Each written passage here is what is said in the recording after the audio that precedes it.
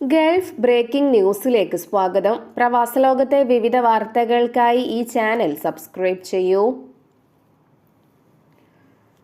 രാജ്യത്ത് ശക്തമായിക്കൊണ്ടിരിക്കുന്ന മയക്കുമരുന്ന് വ്യാപനത്തിനെതിരെ താക്കീതുമായി കുവൈറ്റ് അമീറും സായുധ സേനയുടെ സുപ്രീം കമാൻഡറുമായ ഷെയ്ഖ് മിഷ്അൽ അൽ അഹമ്മദ് അൽ ജാബർ അൽ സബാഹ് ആഭ്യന്തര മന്ത്രാലയം ആസ്ഥാന കാര്യാലയം സന്ദർശിച്ച ശേഷം ഉദ്യോഗസ്ഥരോട് സംസാരിക്കവെയാണ് മയക്കുമരുന്ന് വ്യാപനത്തിനെതിരെ ദൃഢവും മുഖം നോക്കാതെയുമുള്ള നടപടികൾ സ്വീകരിക്കാൻ അമീർ നിർദ്ദേശം നൽകിയത്.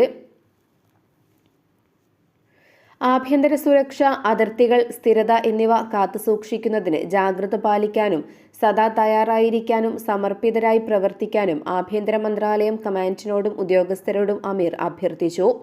യുവാക്കളുടെയും കുടുംബങ്ങളുടെയും സമൂഹത്തിന്റെയും ഭാവി സംരക്ഷിക്കുന്നതിനായി മയക്കുമരുന്നുകളെയും അതുമായി ബന്ധപ്പെട്ട് പ്രവർത്തിക്കുന്ന മുഴുവൻ കണ്ണികളെയും എല്ലാ ശക്തിയോടെയും ദൃഢതയോടെയും നേരിടണം. ഈ നശീകരണ വിപത്തിൽ നിന്നും സമൂഹത്തെ സംരക്ഷിക്കുന്നതിൽ ഒരു അലംഭാവവും കാണിക്കരുത് എന്നും അമീർ ആഹ്വാനം ചെയ്തു. അതോടൊപ്പം സുരക്ഷാ ഉദ്യോഗസ്ഥരുടെ ജോലികൾ പുനർക്രമീകരിക്കാനും അവരുടെ കാര്യക്ഷമത വർദ്ധിപ്പിക്കുന്നതിന് ആവശ്യമായ പരിശീലനം നൽകാനും ആധുനിക ശാസ്ത്രങ്ങൾ ഉപയോഗിച്ച് ജീവനക്കാരുടെ കഴിവുകൾക്ക് മൂർച്ച കൂട്ടാനും അമീർ നിർദ്ദേശം നൽകി. എല്ലാത്തരം കുറ്റകൃത്യങ്ങളെയും ചെറുക്കുന്നതിലൂടെയും നീതിപൂർവവും തുല്യവുമായ സേവനങ്ങൾ നൽകുന്നതിലൂടെയും മനുഷ്യാവകാശങ്ങളും അന്തസ്സും സംരക്ഷിക്കാനും അദ്ദേഹം ആഹ്വാനം ചെയ്തു.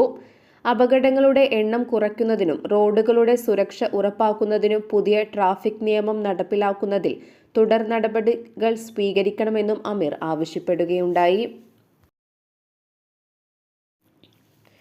യുക്രൈൻ റഷ്യ സംഘർഷത്തിന് അറുതി വരുത്തുന്നതിന്റെ ഭാഗമായുള്ള മധ്യസ്ഥ ചർച്ചകൾക്ക് ആതിഥേയത്വം വഹിച്ചതിന് സൗദി അറേബ്യയോട് US നന്ദി പറഞ്ഞു.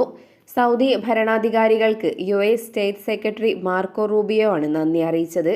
ജിദ്ദയിൽ ഉന്നത യുക്രൈൻ ഉദ്യോഗസ്ഥരുമായി നടത്തിയ ചർച്ചകൾക്ക് ശേഷം US ദേശീയ സുരക്ഷാ ഉപദേഷ്ടാവ് മൈക്ക് വാൾസിനൊപ്പം മാധ്യമങ്ങളോട് നടത്തിയ പ്രസ്താവനയിലാണ് റൂബിയോ സൗദി ഭരണാധികാരികൾക്ക് നന്ദി പറഞ്ഞത്. ഇരു രാജ്യങ്ങൾക്കുമിടയിലെ പ്രശ്നങ്ങളിൽ മധ്യസ്ഥ ചർച്ചകൾക്ക് കളമൊരുക്കുന്നതിൽ നിർണായക പങ്കാണ് സൗദി അറേബ്യ വഹിച്ചതെന്നും US നേതാക്കൾ പറഞ്ഞു. റഷ്യയുമായുള്ള യുദ്ധത്തിൽ 30 ദിവസത്തെ വെടിനിർത്തൽ പ്രഖ്യാപിക്കാനുള്ള US നിർദ്ദേശത്തെ ചർച്ചയിൽ യുക്രൈൻ പിന്തുണച്ചിരുന്നു.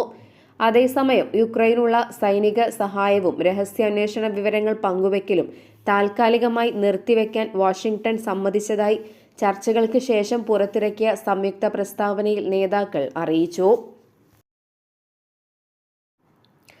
റമസാനിൽ മക്കയിലെ വിശുദ്ധ ഹറം പള്ളിയിൽ പ്രാർത്ഥനകൾക്കായി എത്തുന്ന വയോജനങ്ങൾക്കും ഭിന്നശേഷിക്കാർക്കും കൂടുതൽ സൗകര്യങ്ങൾ ഒരുക്കുന്നു. വയോജനങ്ങൾക്കായി പള്ളിയിലുടനീളം ഖുർആനുകളും സംസം വെള്ളവും കൊണ്ട് സജ്ജീകരിച്ച പ്രത്യേക പ്രാർത്ഥനാ മേഖലകൾ സജ്ജീകരിച്ചതായി ഗ്രാൻഡ് മോസ്കിന്റെയും പ്രവാചക പള്ളിയുടെയും കാര്യങ്ങളുടെ പരിപാലനത്തിനായുള്ള ജനറൽ അതോറിറ്റി അറിയിച്ചു. പ്രാർത്ഥനകൾക്കായി എത്തുന്ന ഭിന്നശേഷിക്കാർക്കും പ്രത്യേക സൗകര്യങ്ങൾ റമദാൻ പ്രമാണിച്ച് ഒരുക്കിയിട്ടുണ്ട്. ഭിന്നശേഷിക്കാരായ പുരുഷന്മാർക്ക് ഗേറ്റ് 91 സമീപമുള്ള 1-ാം നില, ഗേറ്റ് 68 ഷുബൈക്ക പാലത്തിന് എതിർവശമുള്ള 1-ാം നില, അജാദ് പാലത്തിന് സമീപമുള്ള തെക്കൻ മുറ്റം, ഷുബൈക്കിലെ പടിഞ്ഞാറൻ മുറ്റം, ഗേറ്റ് 123 സമീപമുള്ള സൗദി 3rd എക്സ്പാൻഷനിലെ 2 സ്ഥലങ്ങൾ എന്നിവ പ്രത്യേകമായി ഒരുക്കിയിട്ടുണ്ട്.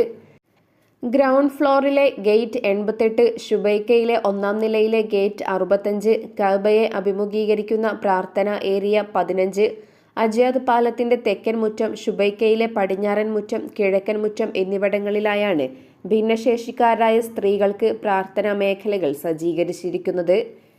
ഹറമിലേക്കും പുറത്തേക്കുമുള്ള ഇവരുടെ സഞ്ചാരം കൂടുതൽ എളുപ്പമാക്കുന്നതിന് അതോറിറ്റി വീൽചെയർ റാമ്പുകൾ സ്ഥാപിക്കുകയും വ്യക്തമായ അടയാളങ്ങളോടെ നിയുക്ത പാതകൾ രേഖപ്പെടുത്തുകയും ചെയ്തിട്ടുണ്ട്. ഭിന്നശേഷിക്കാർക്കായി പ്രത്യേകം സജ്ജീകരിച്ച പ്രാർത്ഥനാ ഇടങ്ങളിലേക്ക് തടസ്സങ്ങളില്ലാതെ എത്തിച്ചേരാൻ ഇത് സഹായിക്കുമെന്നും അധികൃതർ അറിയിച്ചു. അതോടൊപ്പം മൊബിലിറ്റി സഹായം ആവശ്യമുള്ള സന്ദർശകർക്ക് മാനുവൽ ഇലക്ട്രിക് കാർഡുകൾ ലഭ്യമാണെന്നും ജനറൽ പ്രസിഡൻസി വ്യക്തമാക്കി. ഇതിനിടെ റമദാൻ പ്രമാണിച്ച് ഇരു ഹറമുകളിലും കുട്ടികൾക്കായുള്ള കെയർ സെന്ററുകളുടെ പ്രവർത്തന സമയം നീട്ടിയതായും അധികൃതർ കൂട്ടിച്ചേർത്തു. ഇവ മുഴുവൻ സമയവും പ്രവർത്തിക്കും. തീർത്ഥാടകരുടെ സൗകര്യം പരിഗണിച്ചാണ് പുതിയ സൗകര്യം. കുട്ടികളുമായി ഹറമിൽ പ്രാർത്ഥനയ്ക്കും തീർത്ഥാടനത്തിനും എത്തുന്നവർക്ക് ഏറെ ആശ്വാസമാകുന്നതാണ് ഈ നടപടി. കളിക്കാനും വിനോദങ്ങളിൽ ഏർപ്പെടാനുമുള്ള സൗകര്യങ്ങൾക്കൊപ്പം ഖുർആൻ ഉൾപ്പെടെയുള്ള അറിവ് പകർന്നു നൽകുന്നതിനുള്ള സംവിധാനങ്ങളും ഇവിടെ ഒരുക്കിയിട്ടുണ്ട്.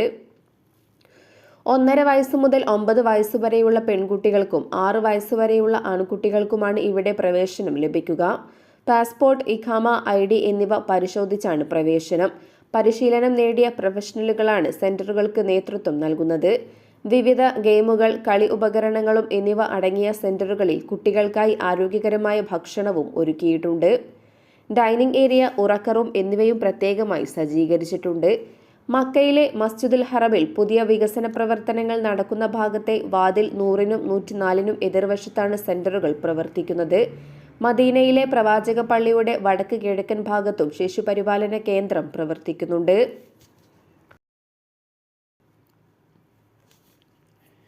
വടക്കൻ ബാത്തിന ഗവർണറേറ്റിൽ മയക്കുമരുന്ന് കടത്തിയ 2 പ്രവാസികൾ അറസ്റ്റിലായി. വടക്കൻ ബാത്തിന പോലീസ് കമാൻഡാണ് 2 പേരെ മോർഫിൻ മയക്കുമരുന്നുമായി പിടികൂടിയത്. പ്രതികൾ ഏഷ്യൻ രാജ്യക്കാരാണ്.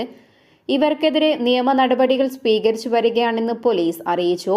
അതേസമയം കഴിഞ്ഞ ദിവസങ്ങളിലും മയക്കുമരുന്ന് കടത്ത്, വിതരണം തുടങ്ങിയ കേസുകളിൽ നിരവധി പ്രവാസികൾ അറസ്റ്റിലായിരുന്നു. ഇവർക്കെതിരെ ശക്തമായ നിയമ നടപടികളും സ്വീകരിച്ചിരുന്നു. കേരളത്തിൽ സ്കൂൾ അവധിക്കാലം തുടങ്ങുകയാണ്. മാർച്ച് അവസാന വാരത്തോടെ ഭൂരിഭാഗം ക്ലാസുകളിലും പരീക്ഷകൾ അവസാനിക്കും. ഈ ഘട്ടത്തിൽ പ്രവാസി കുടുംബങ്ങൾ കൂട്ടത്തോടെ ഗൾഫ് രാജ്യങ്ങളിലേക്കെത്തും. മാർച്ച് അവസാന ദിവസങ്ങളിലെത്തുന്ന ചെറിയ പെരുന്നാൾ ആഘോഷം ഒമാനിലാക്കാൻ ഇത്തവണ കൂടുതൽ കുടുംബങ്ങൾ ഒമാനിലുള്ള പ്രവാസികൾക്കരികിലെത്തും. കേരള സ്കൂളുകളിൽ ചെറിയ ക്ലാസുകളിലെ കുട്ടികൾക്കുള്ള പരീക്ഷ ഫെബ്രുവരി 21-നാണ് ആരംഭിച്ചത്. മാർച്ച് 27-ഓടെ പരീക്ഷകൾ അവസാനിക്കും. SSLC, ഹയർ സെക്കൻഡറി പരീക്ഷകൾ നടന്നുവരികയാണ്. SSLC പരീക്ഷ മാർച്ച് 28-ന് അവസാനിക്കും. വേനൽ അവധിക്ക് ശേഷം ജൂൺ 2-നാണ് ഇത്തവണ കേരളത്തിലെ സ്കൂളുകൾ തുറക്കുന്നത്. ജൂൺ 1 ഞായറാഴ്ച ആയതിനാലാണ് സ്കൂൾ വീണ്ടും തുറക്കുന്നത് 2-ലേക്ക് മാറ്റിയത്. എന്നാൽ സ്കൂളുകൾ നിശ്ചയിക്കുന്നത് പ്രകാരം വിവിധ ക്ലാസുകളിലെ വിദ്യാർത്ഥികൾക്ക് നേരത്തെ ക്ലാസുകൾ ആരംഭിക്കാൻ സാധ്യതയുണ്ട്. ഇതിനാൽ തന്നെ ഗൾഫ് രാജ്യങ്ങളിലെത്തുന്ന പ്രവാസി കുടുംബങ്ങൾ മെയ് പകുതിയോടെ തന്നെ തിരികെ മടങ്ങാനും സാധ്യതയുണ്ട്. എന്നാൽ ചിലർ ജൂണിൽ ബലിപെരുന്നാൾ കൂടി ആഘോഷിച്ചിട്ടാകും മടങ്ങുന്നത്. 1 മാസം മുതൽ 3 മാസം വരെയുള്ള സന്ദർശക ടൂറിസ്റ്റ് വിസകളിൽ എത്തുന്നവരാകും കൂടുതലും. ഫാമിലി ജോയിനിങ് വിസയിൽ എത്തുന്നവരുമുണ്ട്. കുറഞ്ഞ ശമ്പളക്കാർക്കും നിലവിൽ കുടുംബ വിസ ലഭിക്കുന്നതും ഏറെ സൗകര്യപ്രദമാണ്. നിരക്കുകളും ഏകദേശം സമാനമാണ്. നിരവധി മലയാളി കുടുംബങ്ങൾ ഇതിനോടകം വിസയും ടിക്കറ്റും സ്വന്തമാക്കിയതായി ട്രാവൽ മേഖലയിലുള്ളവർ പറയുന്നു. മുൻകാലങ്ങളിൽ സ്കൂൾ അവധിക്കാലത്ത് ബന്ധുവീടുകളിലേക്കും മറ്റ് വിനോദസ്ഥലങ്ങളിലേക്കും പോയിരുന്ന മലയാളി കുടുംബങ്ങളുടെ പുതിയ ട്രെൻഡിംഗ് സ്പോട്ടാണ് ഗൾഫ് രാജ്യങ്ങൾ. പിതാവിനോടൊപ്പം കഴിയാൻ കുടുംബസമേതം പിതാവ് ജോലി ചെയ്യുന്ന നാടുകളിൽ എത്തുന്നവരും വർദ്ധിച്ചു വരികയാണ്. അതേസമയം കോവിഡിന് ശേഷമാണ് ഈ ശീലം കൂടുതൽ വ്യാപകമായത്. ചുരുങ്ങിയ മാസങ്ങളിലേക്കുള്ള കുടുംബങ്ങളുടെ സന്ദർശനത്തിന് താമസ സൗകര്യമൊരുക്കൽ പ്രവാസികൾക്ക് വലിയ തലവേദനയാണ്. ഗൾഫ് നാടുകളിൽ അവധിക്കാലം ആരംഭിക്കാനായതിനാൽ ഇവിടെയുള്ള കുടുംബങ്ങൾ പലരും നാട്ടിലേക്ക് പോയിട്ടില്ല. അതിനാൽ തന്നെ ഇവരുടെ മുറികൾ ഉപയോഗിക്കാനും സാധിക്കില്ല. പകരം അനുയോജ്യമായ താമസ സ്ഥലം തേടിയുള്ള നെട്ടോട്ടത്തിലാണ് പലരും. അതുപോലെ തന്നെ സാഹചര്യം മനസ്സിലാക്കി ഫ്ളാറ്റുകൾ താൽക്കാലികമായി വാടകയ്ക്ക് നൽകുന്ന ഇടനിലക്കാരും രംഗത്തുണ്ട്. ആവശ്യമായ മുഴുവൻ സാധനങ്ങളും അടങ്ങിയിട്ടുള്ള മുറികൾക്ക് വാടക കൂടുതലാണ്. സിംഗിൾ ബെഡ്റൂമോ ഡബിൾ ബെഡ്റൂമോ സ്റ്റുഡിയോ ഫ്ളാറ്റുകളോ ആണ് ആളുകൾ കൂടുതലായും തിരഞ്ഞെടുക്കുന്നത്. ഫർണിച്ചറുകളും AC-യും ഇല്ലാത്ത മുറികൾ ലഭ്യമാണെങ്കിലും ഇവയൊന്നുമില്ലാത്തവയ്ക്ക് ആവശ്യക്കാരും കുറവാണ്. ഓഫീസുകളിലും കടകളിലും മറ്റ് ജോലി ചെയ്യുന്നവർക്കും തൊട്ടടുത്തുള്ള ഫ്ളാറ്റ് തന്നെ ലഭിക്കുകയും വേണം. മുൻ വർഷങ്ങളിൽ ഇത്തരം ആവശ്യക്കാർ ഏറുന്നതായി കണ്ടതോടെ താൽക്കാലിക ഫ്ളാറ്റുകൾ ഒരുക്കിവെച്ച കെട്ടിട ഉടമകളും ഇടനിലക്കാരുമുണ്ട്. ഇതോടൊപ്പം കുടുംബത്തെ കൊണ്ടുവന്ന് ഇവിടെ നിന്നും ഉംറയ്ക്ക് പോകുന്നവരും നിരവധിയാണ്. നാട്ടിലെ അപേക്ഷിച്ച് പകുതിയിൽ താഴെ നിരക്കിൽ ഒമാനിൽ നിന്നുൾപ്പെടെ ഉംറ സർവീസുകൾ ലഭ്യമാണ്. ബസ് മാർഗമാണ് ഇത്തരം ഉംറ സർവീസുകൾ. വിവിധ ഉംറ സംഘങ്ങൾ ഇത്തരത്തിലുള്ള കുടുംബങ്ങളെ ലക്ഷ്യം വെച്ച് പ്രചാരണങ്ങളും നടത്തുന്നുണ്ട്. റമസാന് ശേഷം തിരക്ക് കുറയുന്ന സമയത്ത് ഉംറ നിർവഹിക്കാൻ സാധിക്കുന്നതും ഇത്തരക്കാരെ ആകർഷിക്കുന്നു.